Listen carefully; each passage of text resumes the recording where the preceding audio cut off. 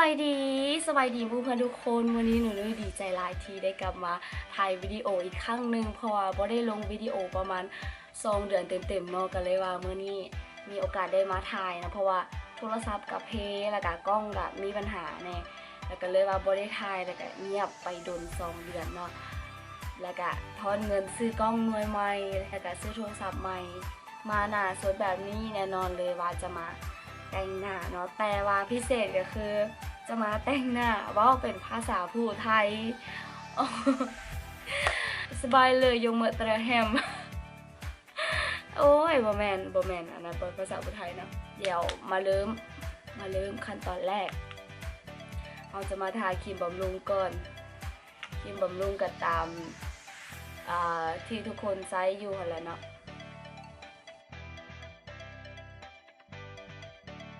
แต่งหน้าตอนสวยต้องทาครีมกันแดดเด้อทุกคนเพราะว่าอิทธิพลของแสงแดดนี้จะเห็นให้เม็ดสีผิวของหน้าเฮามันเป็น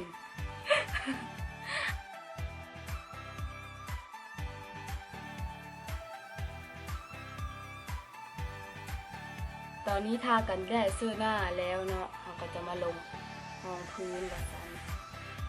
รองพื้นไซส์เป็นของ Mille Super Miracle Skin Cover ตัวนี้เราจะใส่กับฟองน้ำแล้วก็แตะรองพื้นที่ใบหน้าเทื่อละน้อย เทื่อละน้อย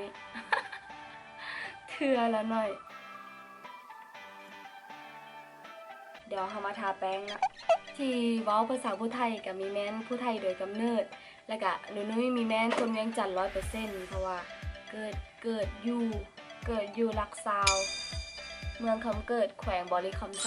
เนื่องจากว่าเคยมีแฟนเป็นผู้ไทยนำแล้วก็เรียนภาษานำได้น้อยหนึ่งแล้วตอนนี้กำลังสิแต่งงานหมายถึงว่าเขากำลังสิแต่งงานกับคนอื่นนะเจ้าสาวมันไผบ่ฮู้นะฮู้แต่ว่าเขาเทกูเขาเทกูนั่นล่ะก็เว้าบ่ได้หลายดอกก็บ่ฮู้ว่าสิเว้าถูกหรือเว้าผิดเนาะรู้สึกว่าเว้าภาษาพุทธไทยแล้วมันเบิ่งคือธรรมชาติดีเพราะว่าหนูน้อยก็มีแม่นคนเวียง 100% ตาคอได้ด้วยสูงเดี๋ยวหน้าขาวคอดำวันนี้มีความฟ้าวได้นะก็เลยจะแต่งหน้าแบบไวๆบาๆทาแก้มไปบางๆพอวันนี้ใช้ลิปสติกของ Baby Bright สีมันอยากออกดำๆแน่น้อยหนึ่งเพราะว่ามื้อนี้อยากทาปากสีกำๆตัวนี้หีบฟ้าเก้เด้อทุกคนเพราะว่ามันแพงไว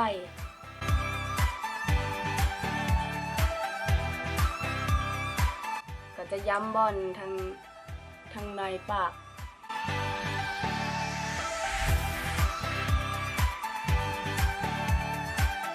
แล้วก็สิเอาสีนี้เนาะทาเปิกตาไปเลยมาทางลุ่มๆตาเลยเด้อ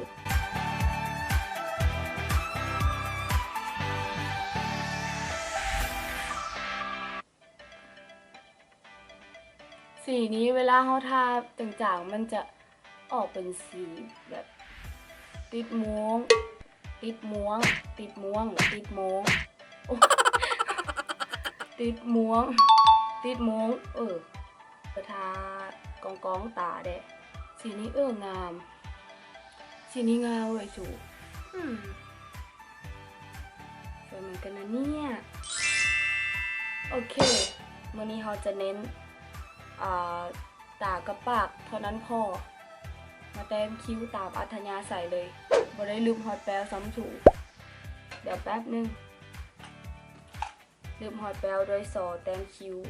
เอาสีที่มันใกล้เคียงกับสีผิวเนาะเพราะว่าบอลนี้มันจะขาวก่อนหมูเบิ่งแล้วคือจังไดบุหายไปหรือยังหายไปจากใบหน้าผากก็หรือยังเป็นแก้วโดนลมเนาะ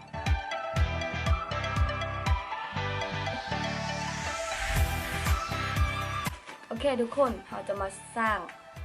ดอลลี่อายให้กับตาของเราต้องให้ตาแบบนี้แล้วก็อุ๊ย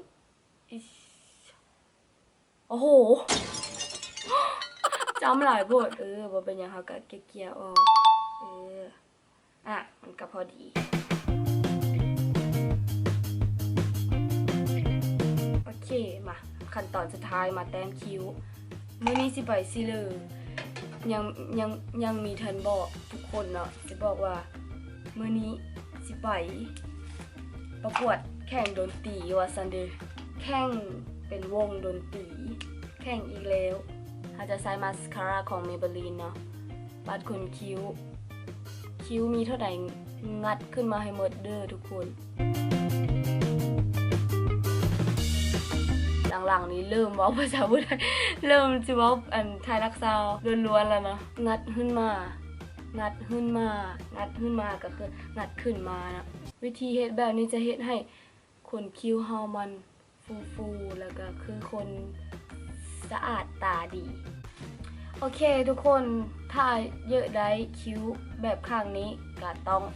แต้มหางมันออกมาเนาะหลังจากที่เฮาปัดมาสคาร่าคิ้วแล้วเฮาแต้มหางมันออกมาเดี๋ยวมาแต้มพร้อมๆกัน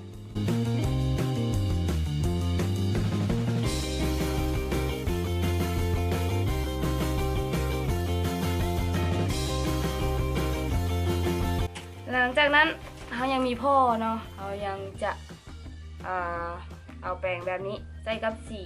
ดำๆนิดนึงแล้วก็ทาไปที่หางคิ้วเท่านั้นเด้อทุกคนให้มันไล่สีมาจางไปเข้ม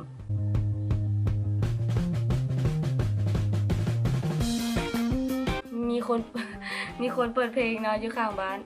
เพลงจีนโอเคพอซ้ำนี่แหละเนาะทุกคนโอเคพอซ้ำนี้แล้วเนาะทุกคนการแต่งหน้าของเขาก็ซ้ำนี้เนาะเพราะว่าฟ้าว